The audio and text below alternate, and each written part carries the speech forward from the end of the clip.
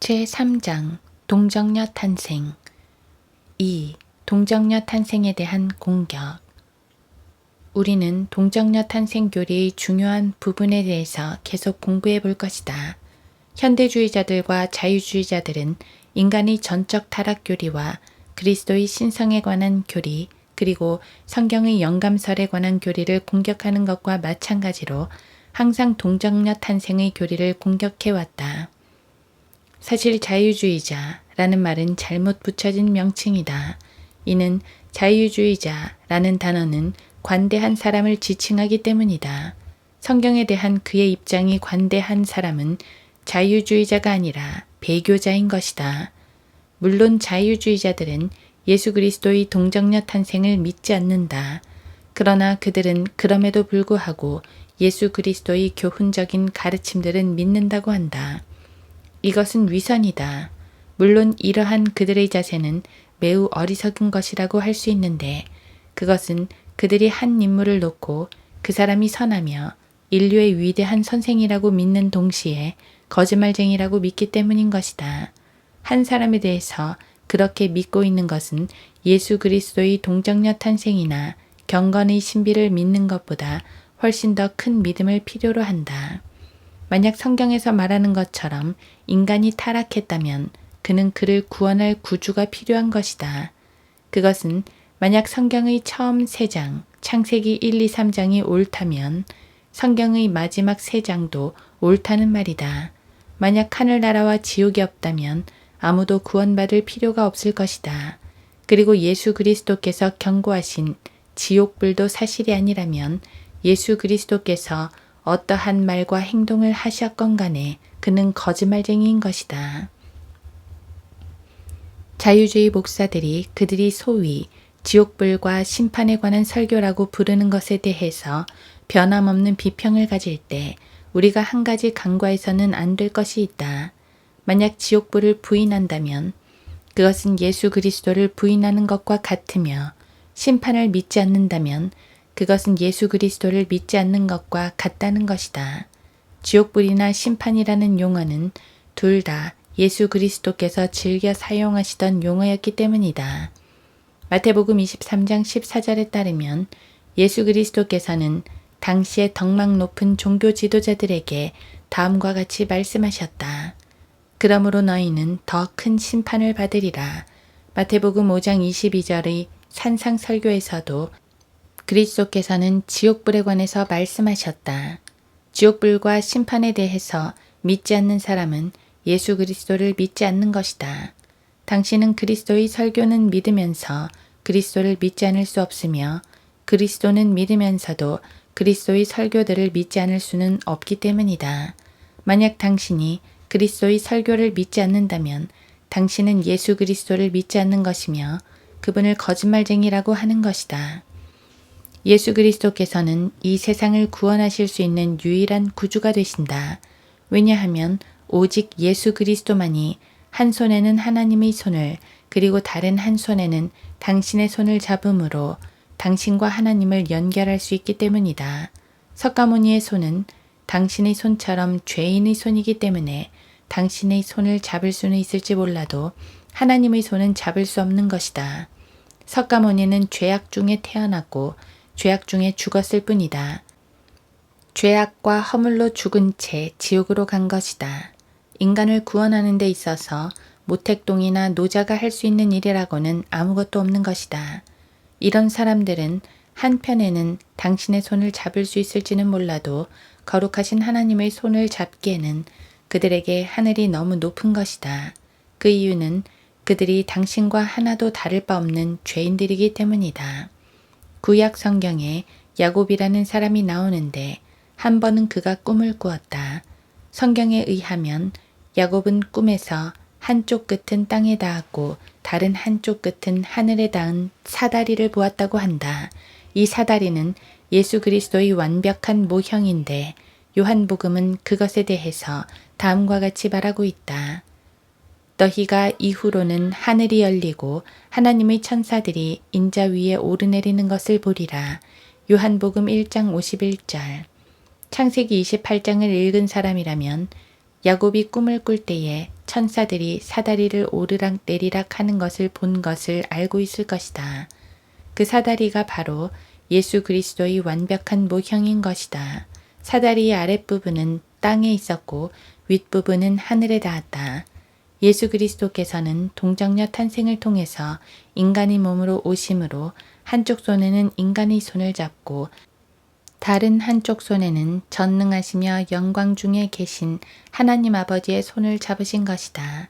이것이 바로 디모데전서 2장 5절에서 하나님과 사람 사이에 중보자도 한 분이시니 라고 하는 이유인 것이다. 사실이 이렇다면 예수 그리스도 외에 그 어떤 중보자라 할지라도 거짓 중보자에 지나지 않는 것이다. 그런 거짓 중보자들은 자신들과 같이 타락한 인간들의 손은 잡을 수 있을지 몰라도 거룩하신 하나님의 손은 잡을 수 없는 것이다. 그들은 결코 죄인의 손을 가지고 거룩하신 하나님의 손을 잡고 죄인과 하나님 사이를 중보할 수 없는 것이다. 예수 그리스도께서 죄 없으신 인간의 몸으로 오시기 위해서는 동정녀 탄생의 방법뿐이 없다. 그래서 동정녀 탄생의 교리는 매우 중요한 것이다. 인간의 구원은 동정녀 탄생과 매우 밀접한 관계에 있다. 만약 예수 그리스도께서 동정녀 탄생을 통해서 잉태되지 않으셨다면 당신은 여전히 구원받지 못한 죄인이며 나 또한 그러하며 그 어느 누구라 할지라도 마찬가지인 것이다. 만약 예수 그리스도께서 당신과 같이 인간 아버지로부터 출생하셨다면 그리스도도 당신과 같은 죄인인 것이다. 만약 그리스도께서 당신이 죽은 것처럼 죽어서 당신의 몸이 땅에 묻히는 것처럼 묻혔다면 그리스도의 몸도 땅에 묻혀서 부활하지 못했을 것이다. 이것은 그 누구도 부인할 수 없는 진리인 것이다.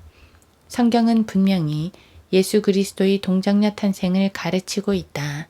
우리는 성경의 영감서를 믿음으로 이 가르침 또한 절대적으로 옳다고 믿는다. 이것은 영원히 변하지 않는 진리이다. 동정녀 탄생의 교리는 성경에 기록된 이상 성경이 사라지기 전에는 시간이 흘러도 그리고 사람들의 생각이나 이론이 변한다 할지라도 결코 변하지 않을 것이다. 하나님께서는 불변하시는 하나님이시다. 그리고 하나님께서는 자신이 영감으로 기록하신 성경을 절대로 바꾸지 않으실 것이다. 나는 과학이 하나님의 말씀에 어떠한 영향을 미칠지 따위의 일에는 전혀 관심이 없다. 동정녀 탄생의 교리는 성경이 가르치는 교리이며 그것은 인간이 무엇인가를 발견해내든 발견하지 못하든 상관이 없는 것이다. 동정녀 탄생은 인간의 구원에 있어서 매우 중요한 교리이다. 동정녀 탄생을 하지 않은 구주에 의해서는 그 어떤 혼도 구원받을 수 없다. 이것은 성경의 진리이며 하나님 안에 감추어진 신비인 것이다. 당신은 이것을 성경을 믿지 않는 사람들이 만족하도록 설명할 수 없다. 사실 모든 출생과 생명은 신비인 것이다. 어떻게 큰 나무가 작은 씨로부터 자라난 것이 될 수 있겠는가? 그 사람들은 이에 대해 그 교리는 믿음으로 받아들여야 한다라고 말한다. 이 세상에서 당신이 믿음으로 받아들여야 하는 것이 얼마나 되는지 생각해보라. 셀 수 없이 많다. 그렇다면 성경에 나오는 한 가지 신비, 즉 동정녀 탄생은 왜 거부되어야 하는가? 이성적으로, 과학적으로 설명이 불가능한 사실이 그처럼 많다면 어째서 이것만 부인하려 드는가? 당신은 중력의 법칙이나 자장의 법칙을 믿는가? 당신은 그것들은 증명이 될 수 있기 때문에 믿을 수 있는 것이요 라고 말할 것이다. 그렇다면 동정녀 탄생도 마찬가지이다. 500명이 넘는 목격자들이 직접 보았고 그들에 대한 증거가 기록에 남겨져 있다. 미국의 법률에 따르면 사건 현장에서 직접 목격한 목격자들의 증거나 그것에 대한 기록은 그것에 반대하는 결정적인 증거가 없는 한 무효화시킬 수 없다고 되어 있다. 중력의 법칙은 증명될 수 있다. 고 주장하지만 그러나 비행기가 이륙할 때는 중력의 법칙은 적용되지 못한다는 사실은 어떠한가?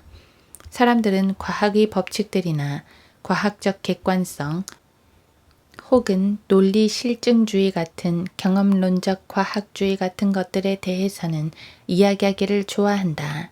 당신은 사람들이 왜 그런 것들에 대해서 이야기할 때 좋아하는지 아는가?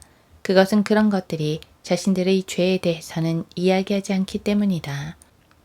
사람들은 자신들의 죄 문제를 지적하지 않는 것이라면 무엇이든지 다 받아들인다. 그러나 어떤 문제가 자신들의 죄나 타락한 본성에 대해서 지적할 때 사람들은 거부 반응을 일으키는 것이다.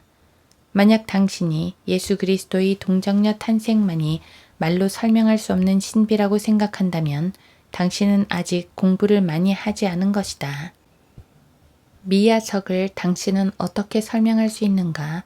빙하는 무게가 70톤이나 나가는 바위를 들어 올리지 않는다. 오히려 그 위로 넘쳐 흐른다. 빙하는 6,000피트 이하에서는 결코 생길 수 없는데도 맥켄리 산에는 빙하 계곡이 있다는 사실을 당신은 어떻게 설명할 수 있겠는가? 다층 화석들은 어떻게 설명될 수 있겠는가? 지층들이 수백만 년간의 간격으로 형성되었다면 4개의 서로 다른 지층의 모습을 그대로 간직한 채 발견된 나무는 어떻게 설명할 것인가? 극관에 대해서는 어떻게 생각하는가? 당신은 그것은 얼어 있소 라고 말할 것이다. 그러나 한번 생각해보라. 5,000피트나 소금물에 잠겨있는 덩어리가 어떻게 얼어 있을 수 있겠는가? 겨울에 도로가 얼지 않게 하기 위해서 소금을 뿌리는 것을 본 적이 있는가? 당신은 빗물이 흘러내려 와서 소금물 안에서 5,000피트 깊이로 얼어 있다고 말하고 있지 않은가? 이 세상에는 당신의 이성을 뛰어넘는 것들이 많이 있다. 이 세상에는 당신이 말로 설명할 수 없는 것들이 많이 있는 것이다. 당신이 이해할 수 없는 것이라고 해서 사실이 아닐 것이라고 생각하지 말라. 당신이 성경에 나와 있는 신비들에 대해서 이야기할 때 자신들이 꽤 과학적이라고 생각하는 멍청이들은 만약 당신이 어떤 현상에 대해서 입증할 수 없거나 증거를 댈 수 없다면 그것은 믿을 만한 것이 아니다 라고 한다. 그렇다면 어디 다윈의 이론을 입증해보라. 나는 텍사스의 글렌로즈에 있는 팔룩시 강가에서 사람의 발자국과 공룡의 발자국이 함께 새겨져 있는 화석을 본 적이 있으며 그것을 입증할 수 있는 사진도 가지고 있다. 당신은 황토 퇴적증을 설명할 수 있는가? 화석골이 있는 균열을 설명할 수 있는가? 지표의 균열은 항상 해발 높은 곳에서 발견되는데 그곳을 파보면 함께 서식하지 않는 동물들의 뼈와 포식성 동물들로서 서로 적대 관계에 있는 동물들의 뼈가 같이 발견되고 있다. 어째서 그들이 같은 장소에서 죽었는지 설명할 수 있겠는가?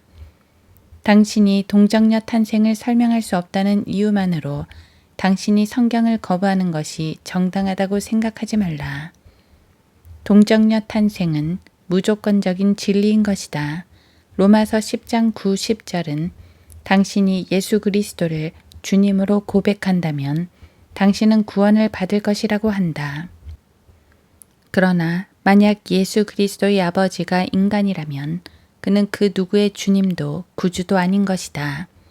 임마누엘의 뜻은 우리와 함께 하시는 하나님이란 뜻이다. 그러나 만약 하나님께서 이 땅에 내려오신 적이 없다면 그것은 사실이 될 수 없다. 예수 그리스도는 유령이나 환상이 아니다. 그리스도는 진짜 인간이셨다. 그분은 우리와 같은 살을 가지셨고 우리와 같은 뼈를 지니신 진짜 인간이셨던 것이다. 빌립보서 2장 7절에 따르면 그리스도께서는 우리의 큰 형님이 되신 것이다. 예수 그리스도께서는 육신으로 나타나신 하나님이셨으며 성령으로 잉태되셨기 때문에 인간의 모습으로 오셨어도 계속해서 하나님이신 것이다.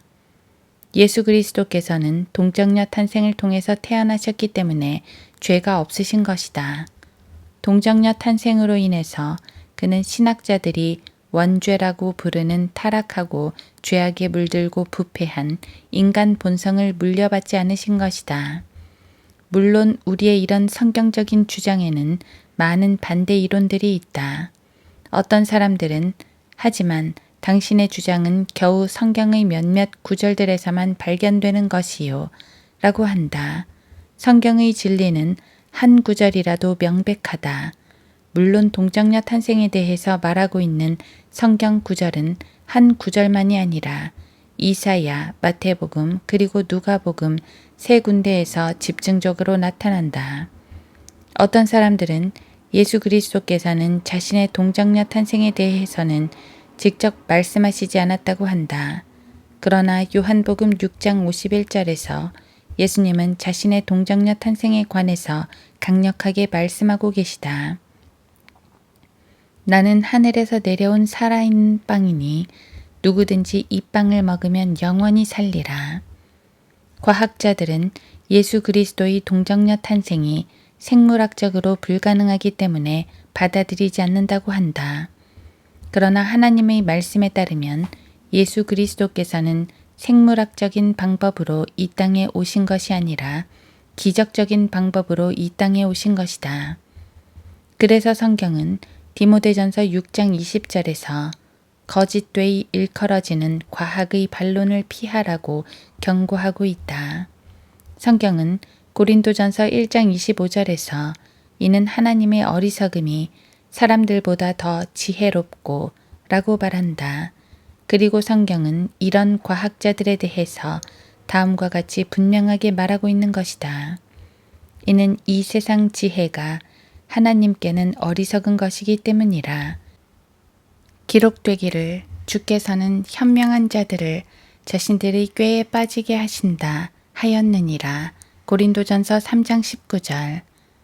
주께서는 사람의 생각을 아시나니 그것들은 허무하도다. 시편 94편 11절. 그러므로 15만 명의 과학자들이 예수 그리스도의 동정녀 탄생이 생물학적으로 설명될 수 없기 때문에 사실일 수가 없다고 한다면 그것은 진리가 과학자들과는 절대적으로 상관이 없음을 뜻한다고 하겠다. 그리고 과학자들의 그러한 자세는 오히려 다음과 같은 하나님의 말씀이 사실임을 입증한다고 할 수 있을 것이다. 그러나 자연인은 하나님의 영의 일들을 받아들이지 아니하나니 이는 그 일들이 그 사람에게는 어리석게 여겨지기 때문이요 또 알 수도 없나니 이는 그 일들이 영적으로만이 분별되기 때문이니라. 고린도전서 2장 14절. 교육받은 학자들 또한 그것이 너무 기적적이라는 이유 때문에 예수 그리스도의 동정녀 탄생을 거부한다. 그러나 그들은 모든 생명의 출생이 기적적이며 놀라우며 신비적이라는 것을 모르고 있는 것 같다.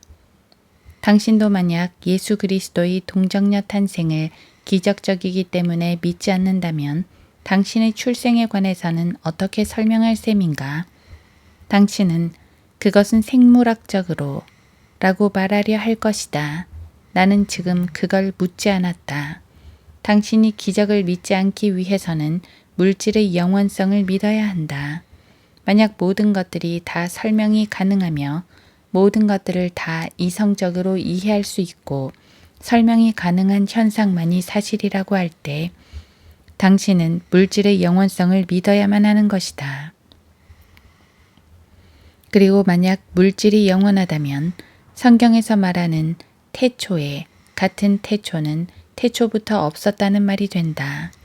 당신은 당신의 아버지의 씨로부터 나왔고 당신의 아버지는 할아버지의 씨로부터 나왔고 할아버지는 증조 할아버지의 씨로부터 나왔고 그런 식으로 계속 올라가다 보면 결국 원숭이의 씨까지 올라가게 될 것이다. 이러한 당신의 족보에 의해서 당신은 다음과 같이 고백할 수 있을 것이다. 나는 원래 올챙이였는데 꼬리가 줄어들면서 개구리가 되었고 그 다음은 벵골 보리수 나무에서 뛰놀던 원숭이가 되었다가 지금은 학위를 취득하면서부터 박사가 되었노라. 올챙이, 개구리, 그리고 원숭이, 인간으로 이 모든 것은 무계획 속에 진행된 것이니 이 모든 영광은 그 누구에게도 돌릴 수 없노라. 어떻게 해서 당신은 이렇게 허무맹랑한 진화론을 믿으면서 동정녀 탄생은 믿지 않는 것인가? 당신은 지금 이 지구가 태양계로부터 나왔고 태양계는 성운으로부터 나왔으며 성운은 더 큰 별무리로부터 나왔으며 그 큰 별무리는 먼지 구름으로부터 나왔고 먼지 구름은 아무도 알 수 없는 무엇인가로부터 나왔다는 것을 믿으면서 동정녀 탄생은 믿을 만하지 못하다고 말하려고 하는가? 당신은 모든 것은 가스덩어리로부터 나왔다고 말할 것이다. 그렇다면 가스덩어리는 언제 생겨나게 되었는가? 당신은 그것은 항상 있었소 라고 할 것이다. 그렇다면 당신은 어떻게 그것을 믿고 있는가? 나는 단지 당신 같은 지성인이 어떻게 영원하고 무한한 가스덩어리인 존재를 믿는지 알고 싶을 뿐이다. 만약 당신이 그러한 것을 사실로서 믿고 있을지라도 당신은 그것을 증명할 수 없을 것이다. 그러므로 이제 당신은 예수 그리스도의 동정녀 탄생에 대해서 생물학적으로 이렇다 저렇다 할 자격이 없는 것이다. 현대의 신학자들은 예수 그리스도의 동정녀 탄생 교리를 사실로서 받아들이지 않는다. 그렇다고 해서 그 교리가 진리라는 사실이 변경되는 것은 아니다. 동정녀 탄생은 성경이 가르치는 진리이기 때문이다. 동정녀 탄생은 미리 예언되어졌으며 역사 속에서 성취되었다. 그것이 전부가 아니다. 동정녀 탄생은 하나님, 즉 성령님께서 낳으신 아이를 믿음으로 하나님의 아이들이 된 거듭난 죄인들에게 사실로 받아들여지고 있는 것이다. 어떤 사람도 말했듯이 그리스도께서 베들레헴에 수백만 번 태어나셨을지라도 만약 그리스도가 당신 안에서 태어나시지 않으셨다면 당신의 혼은 버림받은 것이다. 당신은 예수 그리스도의 동정녀 탄생을 경험적으로 증명해보고 싶은가? 그렇다면 내가 그 방법을 가르쳐 주겠다. 당신의 무릎을 꿇고 석가모니에게 그의 피로 당신을 당신의 죄에서 구원해서 새로운 피조물로 만들어 달라고 구해보고 당신에게 무슨 변화가 일어나는지 살펴보라. 어떠한 변화도 없다면 이제 무릎을 꿇고 마호메트에게 당신을 구원해주고 거듭나게 해주며 하나님의 자녀가 되게 해달라고 기도해보고 당신에게 무슨 변화가 있는가 살펴보라. 그래도 아무 변화가 없다면 이제 무릎을 꿇고 어떤 사상이나 종교나 당신이 들었던 어떤 초자연적인 존재에게 구해보라. 그리고 나서 당신이 두 가지 본성, 한 가지는 지혜를 사랑하고 거듭났으며 그리스도를 이해하고 성경적 기적들을 믿으며 하나님을 믿으며 다른 사람에게 복음을 전하기 원하는 본성과 이러한 것들을 싫어하는 본성이 당신 안에 있는지 살펴보라. 그러나 만약 석가모니나 마호메트나 그 밖의 잡다한 것들에게 구했을 때에 당신이 만족하는 결과가 당신에게 일어나지 않았거든 이제 무릎을 꿇고 영원하시고 전능하시며 모든 이름 위에 뛰어난 이름을 가지신 주 예수 그리스도께 당신의 혼을 구해주시고 죄로 물든 당신을 그의 피로 씻어주시어 당신을 새로운 피조물로 만들어주시고 성령으로 거듭나게 해주시기를 구해보라. 그리고 일어나서 당신에게 무슨 일이 일어났는지 보라. 왜 당신은 지금 당장 그렇게 해보지 않는 것인가? 주님께서 당신을 축복하시기를 바란다.